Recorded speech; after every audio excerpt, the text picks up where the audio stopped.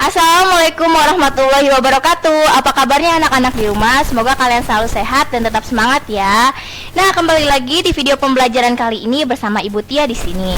Nah, pada video kali ini Ibu akan menjelaskan mengenai tema 9 subtema 2.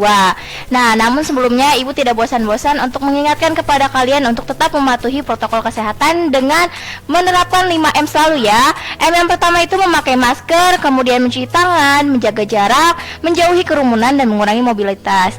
Nah, sebelum kita memulai masuk ke materinya, alangkah baiknya juga kita membaca doa terlebih dahulu. Membaca doa dimulai ya. Selesai. Nah, anak-anak jangan lupa siapkan alat tulisnya dan simak materinya dengan baik ya. Nah, seperti yang tadi sudah Ibu jelaskan, kita akan belajar mengenai tema 9 subtema 2, di mana di dalam tema 9 dan subtema 2 itu terdapat beberapa materi yang akan Ibu sampaikan di dalam video ini. Materi yang pertama itu kita akan mengidentifikasi apa sih pengertian dari iklan, tujuannya, bentuk-bentuk iklan, kemudian unsur-unsur dan ciri-ciri dari iklan. Kemudian selanjutnya kita akan mengetahui bagaimana sih peristiwa sebelum proklamasi. Nah, minggu kemarin kan kita sudah mengetahui bagaimana saat detik-detik proklamasi. Nah, di minggu ini, dalam video kali ini Ibu akan memaparkan mengenai peristiwa-peristiwa sebelum proklamasi. Kemudian selanjutnya itu Ibu akan menjelaskan mengenai apa saja perilaku persatuan dan kesatuan yang ada di masyarakat. Yuk, kita langsung saja simak materi yang pertama, yaitu bahasa Indonesia.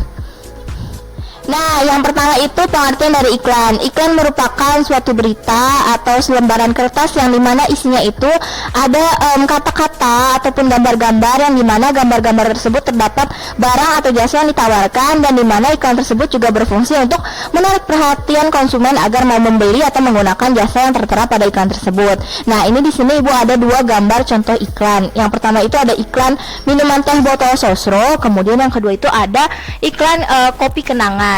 Kemudian selanjutnya kita akan mengetahui apa sih ciri-ciri iklan. Nah, di sini Ibu mempunyai 4 ciri-ciri iklan.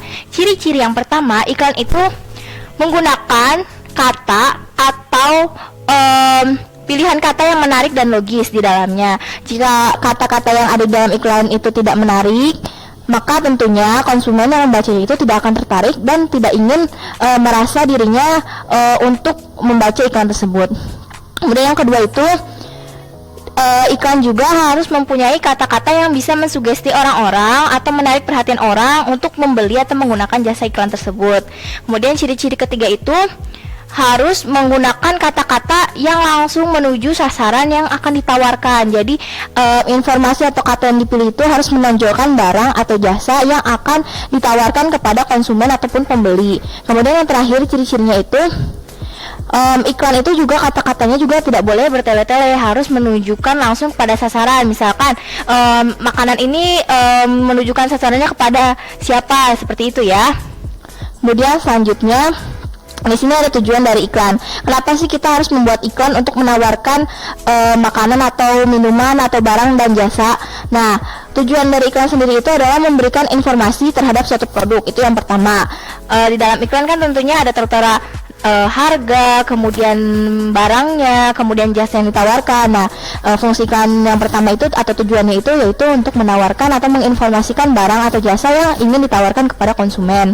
Kemudian yang kedua itu untuk komunikasi atau menimbulkan citra yang baik kepada konsumen terhadap barang yang ditawarkan. Kemudian yang selanjutnya itu meyakinkan masyarakat atau konsumen terhadap iklan tersebut untuk ditawarkan barang dan jasanya agar mereka itu tertarik untuk membeli. Jadi gunanya ada iklan di televisi, kemudian di brosur-brosur ataupun di pamflet itu untuk menarik perhatian kalian untuk membeli barang atau menggunakan jasa yang ada pada iklan tersebut. Nah, di sini yang terakhir itu tujuan iklan itu untuk membuat atau mempermudah konsumen untuk mengetahui barang yang ditawarkan, jasa yang ditawarkan, kemudian bentuknya, harganya, dan alamatnya atau tempat dari jasa atau barang yang ditawarkan itu. Nah, ini contohnya ya, yang seperti gambar yang Ibu tampilkan sebelumnya. Nah, kita bisa lihat di sini, di mana di situ ada tertera gambar makanannya, kemudian ada harganya, dimana jadi kita bisa mengetahui harganya berapa sih makanan yang ditawarkan, kemudian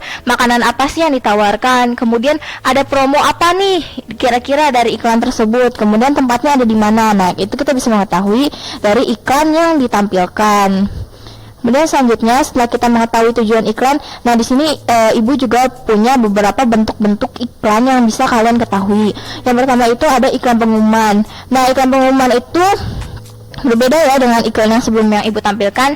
Kalau iklan yang sebelumnya ibu tampilkan itu termasuknya kepada iklan reklame, di mana iklan reklame itu berisikan tentang barang-barang atau jasa-jasa yang ditawarkan kepada konsumen agar mereka itu tertarik untuk menggunakan jasa ataupun barang yang ditawarkan. Sedangkan iklan pengumuman ini biasanya mengumumkan suatu hal, bisa pekerjaan maupun acara-acara tertentu, bisa menggunakan iklan pengumuman.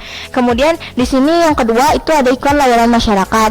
Nah di dalam iklan layanan masyarakat ini terdapat informasi-informasi untuk masyarakat mengenai pendidikan, kesehatan maupun tentang sosial gitu ya, bisa di dalam iklan layanan masyarakat. Sedangkan yang tadi ibu jelaskan iklan reklame itu lebih menonjol kepada barang atau jasa yang ingin ditawarkan. Kemudian bentuk lainnya itu ada iklan perusahaan.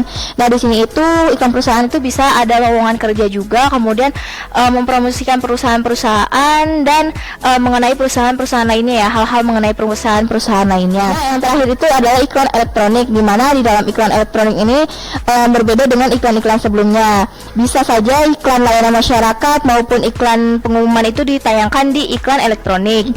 Namun bentuknya iklan elektronik itu lebih ke arah video dan audio, seperti itu ya, bisa di dalam televisi maupun di dalam radio. Kemudian selanjutnya kita harus mengetahui juga kira-kira apa saja unsur-unsur yang terdapat dalam iklan. Nah di sini ibu ada dua unsur yang harus kalian ketahui dalam membuat iklan. Nah unsurnya itu yang pertama itu iklan harus mempunyai kalimat deskriptif. Kalimat deskriptif itu apa bu? Nah kalimat deskriptif di sini ini berguna untuk menguraikan atau menjelaskan sesuatu hal yang ingin disampaikan di dalam iklan tersebut, seperti produk atau layanan yang ingin disampaikan. Kemudian ada kalimat persuasifnya juga, di mana kalimat persuasi atau persuasif itu dalam sebuah iklan itu berfungsi untuk mempengaruhi orang lain. Jadi jika kata-katanya tidak menarik atau tidak membuat orang lain ingin membacanya, tentu saja iklan tersebut tidak akan berguna, seperti itu ya. Kemudian selanjutnya kita akan melanjut ke materi IPS. Di sini sebelumnya ibu sudah menjelaskan bagaimana detik-detik saat proklamasi. Nah, di sini ibu akan menjelaskan sebelum proklamasi kemerdekaan Indonesia. Nah, kita lihat ya di sini itu sebelum proklamasi itu ada suatu peristiwa yang sangat menentukan terjadinya peristiwa proklamasi. Nah, sebelum adanya peristiwa proklamasi itu, peristiwa yang terjadi itu adalah peristiwa Rengas Dengklok, di mana sebelum proklamasi itu terjadi pertentangan antara pendapat golongan tua dan golongan muda, di mana golongan muda itu sendiri itu ingin sekali cepat-cepat untuk melaksanakan proklamasi karena adanya pemboman di Nagasaki dan Hiroshima, sedangkan golongan tua itu memikirkan beberapa pertimbangan agar nanti saja untuk melangsungkan proklamasinya. Dan golongan muda sendiri juga menginginkan bahwa proklamasi itu tidak ada sangkut pautnya atau tidak ada dukungan dan kaitannya dengan Jepang, tetapi golongan tua juga masih mempertimbangkan hal tersebut. Akhirnya terjadilah peristiwa Rengas Dengklok. Peristiwa Rengas Dengklok ini terjadi karena para pemuda terus mendesak Soekarno dan Hatta agar segera memproklamirkan kemerdekaan. Namun keduanya menolak karena adanya kurang perhitungan dari golongan muda. Dan mereka juga memikirkan takutnya jika proklamasi itu disegerakan terjadi beberapa masalah dan menimbulkan beberapa korban jiwa. Nah akhirnya karena golongan muda itu tidak bersabar dan ingin segera memproklamasikan kemerdekaan, dan agar Presiden Soekarno dan Muhammad Hatta juga tidak terpengaruhi oleh Jepang, maka dari itu pada pukul 4 keduanya itu dibawa ke Rengas Dengklok bersama dengan istri dan anaknya Fatmawati serta Guntur. Kemudian setelah itu di sisi lain saat Presiden Soekarno dan Muhammad Hatta itu diamankan oleh golongan muda, Mr. Ahmad Subarjo dari golongan tua dan Wikana dari golongan muda mulai berunding untuk merencanakan bagaimana nih selanjutnya untuk proklamasi. Kemudian keduanya pun sepakat untuk melaksanakan proklamasinya di Jakarta. Nah akhirnya Yusuf Kunto dari pihak pemuda mengantarkan Ahmad Subarjo bersama Sudiro untuk menjemput Soekarno dan Hatta di Rengas Dengklok. Akhirnya diambil kembali untuk dibawa ke Jakarta untuk memproklamirkan kemerdekaan. Ketiganya pun kembali ke Jakarta dan kemudian dilanjutkan untuk menetap di rumah Laksana Maeda untuk menyiapkan beberapa hal-hal yang berkaitan dengan persiapan proklamasi. Seperti itu ya. Nah, selanjutnya setelah kita mengetahui bagaimana peristiwa sebelum proklamasi, peristiwa Rengas Dengklok tersebut, di sini Ibu akan menjelaskan mengenai rasa persatuan, bagaimana sih rasa atau perilaku kesatuan dan persatuan yang ada di masyarakat yang harus kita tiru dan terapkan di dalam kehidupan kita. Nah, yang pertama itu rasa persatuan dan kesatuan itu kita bisa terapkan saat kita melakukan gotong royong setiap minggu di masyarakat. Kemudian yang kedua itu hidup rukun dengan semangat kekeluargaan dengan tetangga kita. Jadi dengan tetangga itu kita tidak boleh bermusuhan, apalagi saling mengejek ya. Kita itu harus akur dan tidak boleh memutuskan tali silaturahmi. Kemudian selanjutnya, jika ada masalah sosial atau ada masalah di lingkungan masyarakat, kita itu harus menyelesaikannya secara musyawarah agar mendapatkan jawaban yang baik, kemudian tidak terjadi perdebatan lagi atau permasalahan lagi selanjutnya. Kemudian yang terakhir itu, kita itu harus bergaul sesama warga dengan tidak membedakan agama, ras maupun kebudayaan mereka ya.